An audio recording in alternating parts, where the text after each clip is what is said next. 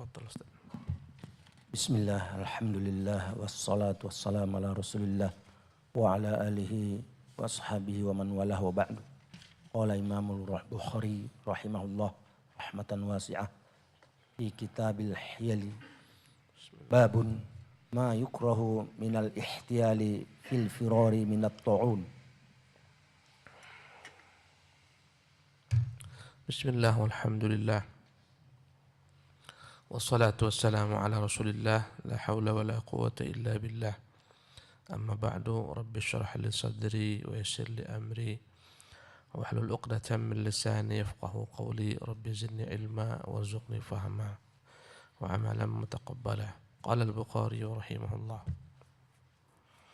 Berkata Imam al-Bukhari rahimahullah, babun ma yukrahu min al-ihtiyali fil firari min at-ta'un. Bab tidak disukai, dibenci seseorang berkilah untuk dapat melarikan dirinya dari satu negeri yang terdapat padanya penyakit ta'un. Al-Imam Al-Bukhari rahimahullah menyebutkan dalam bab ini hadis dari Abdullah bin Amir bin Rabi'ah. Ya, Bukhari rahimahullah menyebutkan bahwasanya tidak disukai jika ada bencana dalam satu negeri, bencana ta'un, penyakit ta'un. Penyakit ta'un adalah penyakit yang menular, yang dia tidak sama dengan apa yang kita dapati sekarang, corona. Dia lebih dahsyat daripada corona karena bencana kematian gara-gara ta'un ini lebih dahsyat. Ya, efeknya pun lebih dahsyat. Orang yang terkena ta'un maka akan tubuhnya menganga, terluka, sebagian bernanah di sekujur tubuhnya, di lehernya dan tempat-tempat lainnya. Kemudian tak berapa lama daripada itu dia pun binasa karenanya. Jadi jika ada satu negeri tertimpa ta'un, agama mengajarkan agar orang di luar negeri tersebut tidak masuk ke sana. Kebalikannya, orang yang berada dalam negeri tersebut jangan melarikan diri dari negeri itu karena takut tertular. Yang luar tak boleh ke dalam, yang di dalam tidak boleh keluar. Ya, inilah yang disebut dengan istilah sekarang nama dengan lockdown. Ya, untuk mengisolir penyakit ini agar tidak keluar, maka orang yang berada dalam negeri tersebut tidak keluar. Dan orang yang berada di luar negeri tersebut tidak masuk ke dalam.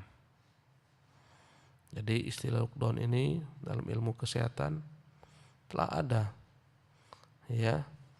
dalam sejarah dan dalam hadis Nabi yang mulia SAW. Berkata Abdullah bin Amir bin Rabi'ah, anna Umar ibn al-Khattabi radhiyallahu anhu kharaja ila Syam. Bahwasanya Umar bin Khattab radhiyallahu anhu arda keluar menuju Syam dalam rangka untuk ekspansi wilayah, menyebarkan dakwah Islam. Falamma jaa bisargha, tatkala dia telah tiba satu tempat bernama Saragh, balaghahu anna al-waba'a waqa'a bisyam. Kesungguhnya telah datang penyakit menular di negeri Syam, pandemi. Fa akhbarahu Abdurrahman ibn Auf anna Rasulullah SAW qala. Ya, dalam banyak kisah ini terjadi perselisihan antara sahabat. Ya, apakah Umar dan pasukannya akan jalan terus melewati negeri yang terkena ta'un tersebut atau mereka kembali tidak masuk ke negeri tersebut? Sebagian daripada sahabat mengatakan tawakal kepada Allah, masuk jalan terus. Bukankah kita berada dalam jihad mengerjakan perintah Allah Jalla wa Ala? Ya, maka jalan terus, tak usah berhenti, tak usah mundur. Semuanya dengan takdir Allah SWT. Andai kata kita kena dengan takdir Allah Jalla wa Ala, mengapa kita harus mundur? Ini pendapat sebagian sahabat. Ya, Umar sendiri mengatakan kita harus menghindar. Semuanya dengan ketentuan takdir, tapi kita memiliki ikhtiar agar berlari daripada satu takdir kepada takdir yang lain. Ya, kita masuk dengan takdir Allah, kita keluar pun kita tidak masuk ke negeri tersebut. Kita kembali, ya, atau kita mengarahkan perjalanan ini ke tempat lain juga bagian daripada takdir. Kata Umar, innama nafiru min qadarin ila qadar. Hakikatnya kita ini berlari daripada satu takdir kepada takdir lain. Ya. Andai kata kita masuk dengan takdir Allah, kita mencari jalan lain juga dengan takdir Allah Jalla wa'ala. Ya. Ketika itu Umar masih dengan ijtihadnya. Ya. Dan dia sebagai Amir Mukminin. Tatkala mereka dalam diskusi demikian, ya, datanglah Abdurrahman bin Auf menceritakan bahwasanya ada ketentuan dari Nabi mengenai perkara ta'un ini.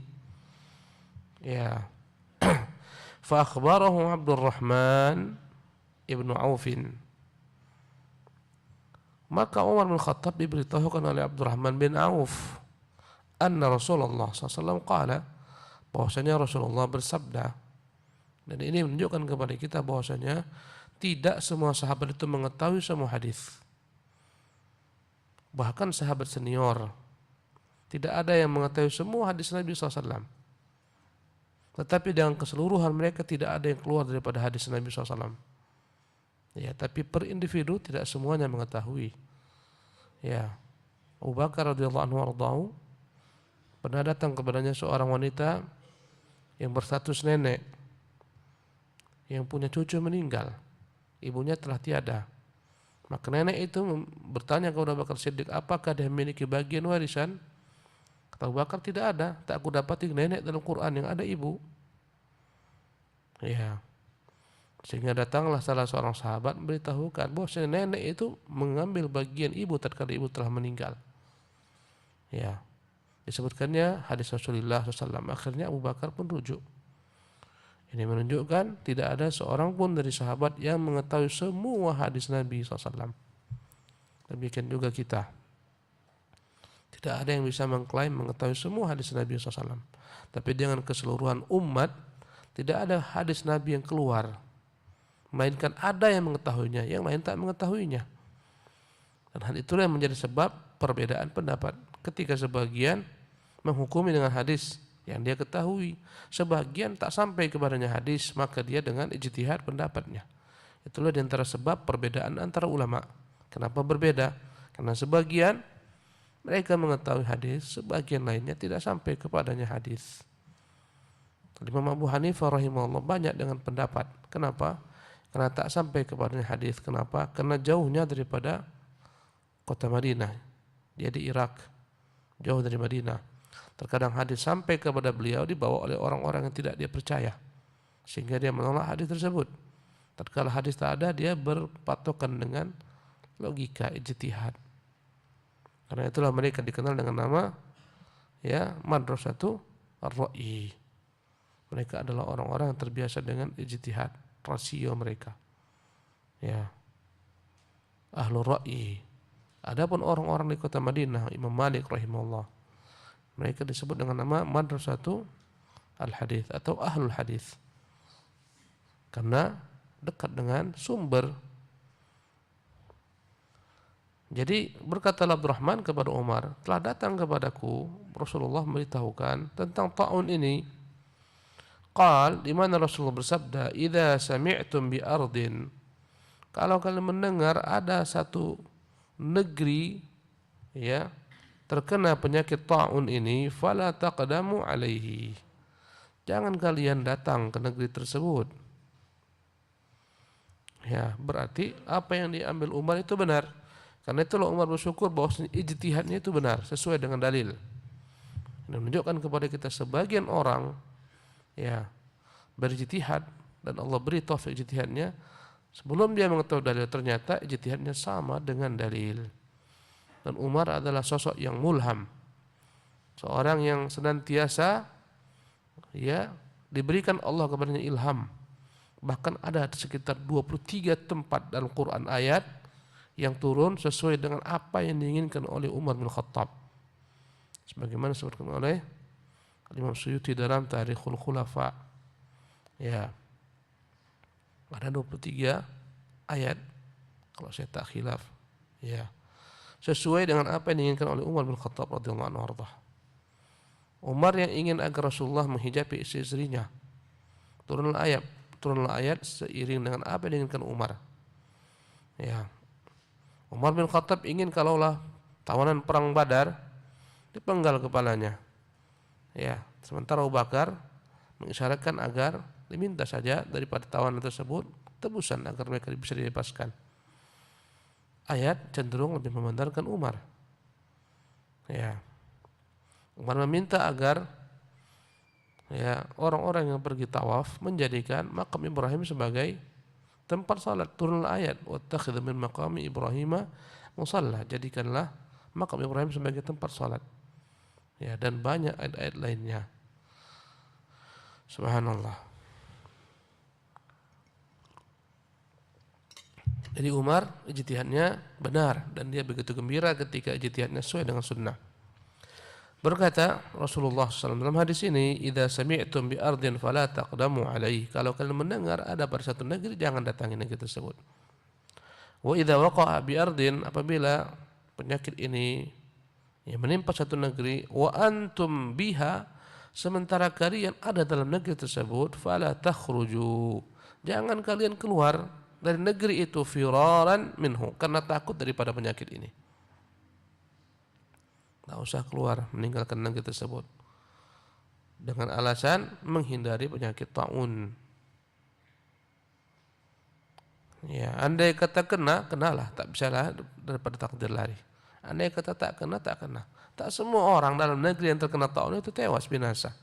Banyak yang tewas ya, tapi tak semua. Tidak boleh orang melarikan diri daripada negeri tersebut karena ingin menghindar. Faraja'a Umaru min Sarqah. Seketika Umar kembali dari tempat itu, dari tempat Sarqah. Adapun kaitan hadis ini dengan kitabul hilah. Al-hilah. Jangan sampai orang-orang ada dalam negeri yang terkena taun beralasan, berkilah. Saya bukan keluar karena takut daripada taun, saya ingin berdagang.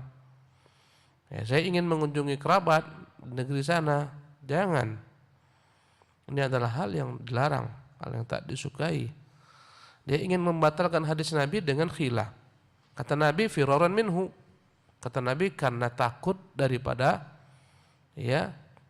penyakit tersebut, dilarang keluar meninggalkan negeri itu karena takut daripada penyakit tersebut. Kata dia, saya keluar bukan karena takut daripada penyakit ini, saya keluar untuk silaturahmi. Tentunya saya mau ziarah, saya mau pergi berdagang, saya mau punya urusan di luar sana. Ya, akhirnya dia pun keluar meninggalkan negeri tersebut dengan cara hilah. Ini dilarang. Tetaplah dia bertahan di sana. Ya, sama dengan dalam berpuasa, orang sengaja pergi safar untuk berbuka. Ya, ingin dia berbuka, sengaja dia safar. Malaikatnya tidak ada hajat untuk safar, tapi dia menyengaja safar supaya bisa berbuka puasa. Ya, karena dibolehkan orang safar berbuka. Rindu kepada istrinya, ingin mencampur istrinya, tapi tengah Ramadan supaya bisa mencampur istrinya, diajak pergi safar. Inilah hilah yang dilarang.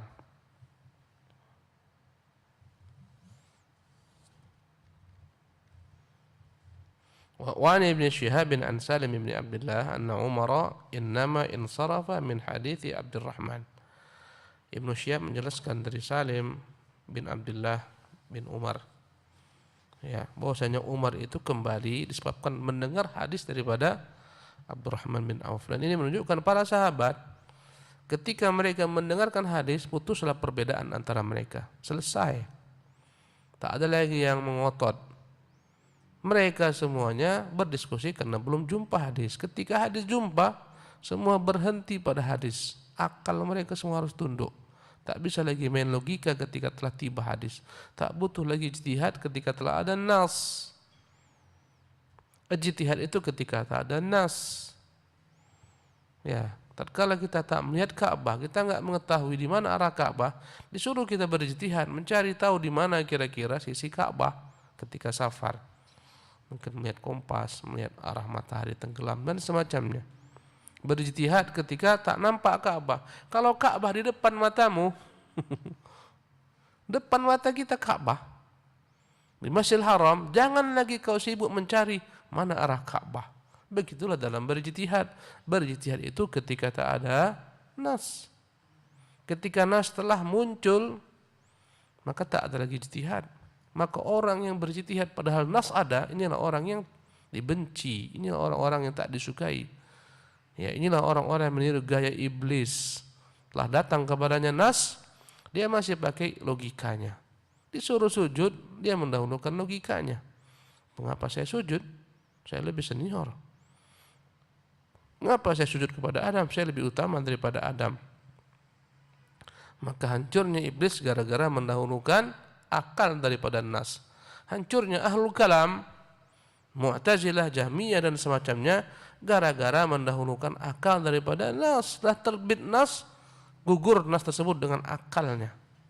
Dan banyak orang beragama hancur binasa gara-gara mereka menolak nas. Ada yang menolaknya secara terang-terangan, ada yang memutar-mutar tafsirnya supaya sesuai dengan hawa nafsu. Semuanya binasa. Binasanya anak Nabi Nuh gara-gara menolak nas.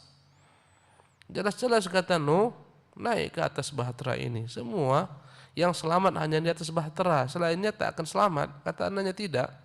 Aku naik ke puncak gunung, selamat daripada banjir ini. Kata ayahnya tak ada yang selamat hari ini, semuanya akan binasa kecuali Allah rahmati di atas bahtera ini. Kata anaknya tidak, saya tak percaya.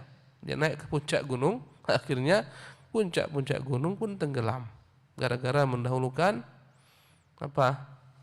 Logika. Begitulah cara beragama yang rusak. Nas sampai logikanya main. Oh, tidak seperti ini, tak mungkin seperti ini.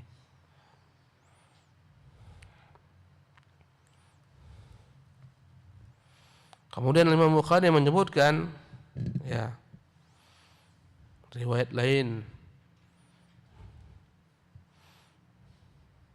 bahwasanya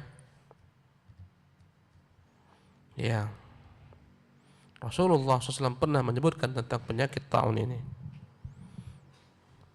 Apa kata beliau tentang penyakit ta'un ini? Rijzun aw adzabun udhiba bihi ba'dul umam thumma baqiya minhu baqiyatun fayadhhabu al-marrata wa ya'ti al-ukhra.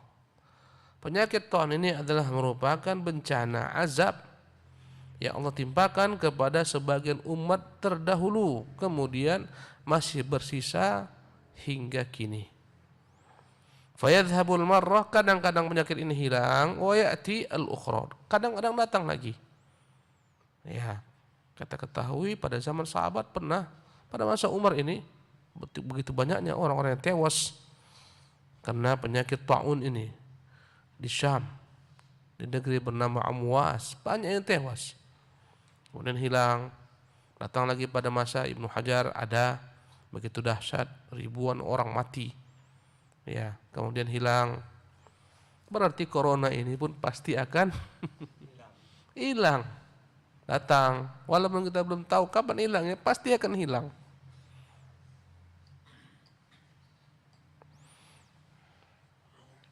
Suruh sabar-sabar aja lah kita. Fayadhhabul marrata wa ya'til ukhra, kadang dia datang, kadang dia hilang. Faman sami'a bihi bi ardin, barang siapa mendengar ada bencana ta'un ini satu negeri, fala yuqdimanna alaihi, maka jangan sampai dia datang ke negeri tersebut. Ya. Tak boleh datang ke sana. Wa man kana bi ardin, barang siapa yang ada dalam negeri tersebut, waqa'a biha, yang terdapat padanya ya wabah itu, fala yakhruju firaran min, jangan dia keluar karena takut dari bencana tersebut. Apapun alasannya tak usah keluar. Kalaulah memang sebenarnya ingin lari daripada hadis tersebut. Aku bukan takut keluar, aku ingin menyambung silaturahmi, tetap terkena ancaman karena dia telah berkhilah untuk membatalkan larangan Nabi sallallahu alaihi wasallam. Naam, tafadhal. Babun bil hibati wasyub'ati. Wa qala ba'dun nas in wahaba hibatan alfa dirhamin aw aksar hatta makatha indahu sinin wahtala fi dhalika thumma raja'a al-wahibu fiha fala zakata ala wahidin minhuma fakhalafa Rasulullah sallallahu alaihi wasallam bil hibati Fakhalafa Rasula sallallahu alaihi wasallam bil hibati wa asqatal zakata. Hasbuka. Qala al-Bukhari rahimahullah, berkata Imam Bukhari rahimahullah, babun fil hibati wasyuf'a, bab tentang adanya praktek hilah dalam hibah, pemberian ataupun dalam syuf'ah. Kita bahas terlebih dahulu tentang hibah. Hibah adalah pemberian ketika seorang masih hidup, namanya hibah. Ya, dalam bahasa Indonesianya pun tetap hibah. Saya hibahkan tanah ini kepada Anda. Ya, atau saya berikan tanah ini kepada Anda, namanya hibah. Ya. Ayah menghibahkan kepada putranya. Ya, ini motor untukmu, ini hibah dari sang ayah. Ini rumah kau ambil. Ini mobil menjadi milikmu, ini namanya hibah. Ketika hidup namanya hibah. Ya, pemberian yang jatuh kepada ahli waris setelah matinya al-muwarrits namanya adalah warisan. Warisan tak sama dengan hibah. Warisan dibagi secara apa yang Allah Jalla wa'ala bagikan dalam Al-Quranul Karim. Ya, tak boleh menyelesaikan perintah Quran. Masing-masing orang telah mendapat bagian. Ada yang dapat setengah, seperempat, ada yang mendapat seperenam, ada yang mendapat seperdelapan. Ya, ashabul furud, maka jangan dirubah-rubah. Kalau hibah terserah. Ya, berapa mau diberikan kepada seorang anak? Boleh jadi perempuan lebih banyak diberikan sayang sang ayah. Ya, lihat putrinya lebih susah daripada saudara-saudaranya, dia hibahkan kepada putrinya misalnya rumah. Daripada nyewa di mana-mana, ini kuberikan untukmu rumah. Nah, silahkan nikmati dengan suamimu fakir. Ya, sementara anak laki-lakinya tak diberikan, tak mengapa, terserah dia. Selama dia memang bukan tujuannya untuk berlaku kezaliman, karena melihat maslahat. Ini hibah. Dan dalam Islam hibah itu setelah diberikan dilarang untuk diambil kembali, kecuali hibah yang diberikan ayah kepada anak bisa diambil lagi, karena anak itu adalah milik sang ayah. Dia diberikan ini, silakan kau pakai ini handphone. Nah, untuk daringnya ini kau gunakan untuk belajar. Siap ya, main game aja kerjanya. Karena kau salah gunakan, ku tarik kembali pemberianku, bawa kemari handphone tuh sini, ayah ambil lagi. Boleh, boleh. Ini dikecualikan. Pemberian orang tua kepada anak bisa ditarik kembali. Tapi selain orang tua, jika telah diberikan, telah dipegang, diambil, ya, kemudian dia minta kembali, tak boleh. Ya.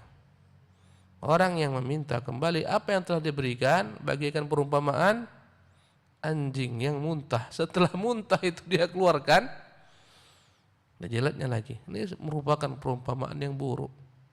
Muntah sudah dikeluarkan, dia jilat-jilatnya lagi. Sudah keluar daripada tangannya, dihibahkan, ditariknya kembali. Buruk ini, menyakitkan. Ya. Bagaimana adanya hilah dalam hibah ini? Berkata Al-Imam Al-Bukhari rahimahullah, wa qala ba'dun nas. Ya. Berkata sebagian orang, in wahaba hibatan alfa dirhamin aw akthar. Jika seseorang menghibahkan uang sejumlah 1000 dirham atau lebih, 2000, 3000,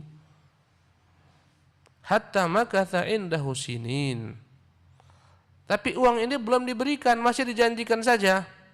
Ini uang telah kuhibahkan kepada si fulan. Misalnya disebutkannya siapa? Si A, Zaid. Ini ada uang 1000 dirham atau 2000 dirham atau lebih. Ini uang, ini kuhibahkan kepada si fulan. Tapi uang itu masih ada padanya. Kenapa tak diberikannya? Mungkin alasannya si fulan jauh sekali, belum sempat aku datang ke sana. Mau kuhibahkan uang ini kepada si fulan, si Zaid. Karena tempatnya jauh, tak mungkin aku serahkan ke sana. Mau ditransfer tak ada di sana ATM, tempatnya begitu terkebelakang, di pulau terpencil. Nanti sajalah ku berikan nanti hibah ini kepada si fulan. Kapan aku bisa ke sana? 1.000 dirham, itu lebih ya daripada nisab zakat. Zakat dirham itu ya 500 dirham. Ya. Maka ini lebih daripada nisab, berarti harus zakati harusnya. Harus dikeluarkan zakatnya. Ya. Pemilik ini harus mengeluarkan zakatnya. Ya. Tapi karena belum sampai kepada pemilik, tak dikeluarkan pemilik zakatnya. Yang menghibahkan ini pun tidak dikenai zakat. Kenapa? Ini uang sudah kuhibahkan. Maka bukan punyaku lagi nih. Jatuh tempo tak bisa aku keluarkan zakatnya. Bukan punyaku. Dia tak mengeluarkan zakat, yang menerima tak mengeluarkan zakat. Dan tujuan dia menghibahkan supaya lari daripada ketentuan zakat. Ini yang dilarang. Wa qala ba'dun nas, sebagian orang berkata, in wahaba hibatan alfa dirhamin aw aktar. Jika ada seseorang yang menghibahkan uang 1.000 dirham atau lebih, hatta makatha indahu sinin, tapi uang ini masih ada padanya bertahun-tahun, wahtala fi dzalik, maka dia berusaha mencari hilah, berkilahlah dia bagaimana supaya tidak membayar zakat. Ya. Bagaimana caranya? Ini uang kuhibahkan, bukan milikku lagi nih, milik si fulan. Ya. Tsumma raja'al wahibu fiha. Karena bertahun-tahun tak berangkat dia sampaikan uang ini, mungkin orang di tempat tersebut pun belum tahu dia akan dihibahkan. Akhirnya karena orang yang akan dihibahkan juga belum tahu dia akan menerima hibah, dicabutnya lah hibah tersebut, diambilnya kembali uang tersebut bertahun-tahun, akhirnya diambilnya kembali. Seharusnya tiap tahun dia kena zakat. Selamatlah dia daripada membayar zakat. Ini cara yang dianggap hilah. Tsumma raja'al wahibu fiha fala zakata ala wahid minhuma. Kata sebagian ulama, ya, apabila seseorang telah menghibahkan sesuatu yang masih ada padanya, ya, maka tak ada kewajiban zakat lagi pada harta tersebut. Ya. Baik orang yang memberikan menghibahkan tak diwajibkan lagi zakat karena bukan menjadi miliknya. Dan orang yang menerima hibah juga tidak mengeluarkan zakat, tak wajib karena belum sampai ke tangannya. Fa khalafa ar-rasul sallallahu alaihi wasallam fil hibah. Maka orang ini yang berfatwa boleh membuat seperti ini, orang yang memfatwakan ini telah menyelisihi Rasul sallallahu alaihi wasallam fil hibah. Dalam bab hibah, apa itu menyelisihi Rasul? Tak boleh mengambil kembali hibah yang telah diberikan. Wa asqataz zakah. Kemudian dia juga telah menggugurkan ketentuan zakat. Dia menabrak dua hal. Yang pertama, dia menggugurkan zakat sehingga tak membayar zakat. Yang kedua, dia mengambil kembali apa yang telah dia berikan. Ya. Padahal Nabi yang mulia SAW mengatakan dari hadis Ibnu Abbas, al-aidu fi hibatihi, orang yang kembali mengambil apa yang telah dia berikan, kal kalbi ya'udu fi qaihi, bagaikan anjing yang kembali menjilat apa yang telah dia muntahkan. Laisa lana mathalus saw, kita orang-orang mukmin tak boleh meniru perumpamaan yang jelek daripada hewan seperti ini. Ya, janganlah seorang manusia sudah muntah, sayang muntah ini ambil lagi lah. Jangan. Karena bakhilnya, karena kikirnya dia. Tak masuk akal. Ya. Subhanallah. Biranda menceritakan kisah orang bakhil. Saya teringat dalam bab ini. Ya, dia kaya tapi bakhil, kikir. Punya tetangga yang miskin tapi dermawan. Tak pernah orang kaya ini memberikan apapun kepada tetangganya. Ya, tetangganya tetap dermawan. Suatu hari tetangganya masak makanan yang begitu nikmat, tercium baunya hingga ke tetangga. Tetangga yang kaya ini tercium bau tersebut, merasa lapar dan ingin makan. Ya, maka tetangga yang miskin ini pun mengundangnya. Masuklah dia ke rumah orang miskin nih. Diberikan hidangan, sajian, dia makan. Masih banyak. Sayang dia, makan lagi. Masih banyak, makan lagi. Masih banyak, makan lagi sampai kebanyakan akhirnya dia muntah. Sayang rasanya. Kalau bisa dimasukkan semua masukkan, makan. Ketika muntah dia nangis. Maka bertanyalah tetangganya miskin, mengapa kau menangis? Sakit rupanya muntah ini. Aku bukan masalah muntah nih, sakit karena muntah. Aku nangis, sayang yang telah kumakan tuh keluar kembali. Nah, cerita orang kikir. Ya, demikian dulu insyaallah tentang syuf'ah. Kita akan lanjutkan di kesempatan yang akan datang. Subhanakallah bihamdika asyhadu an la ilaha illa anta astaghfiruka wa atubu ilaik.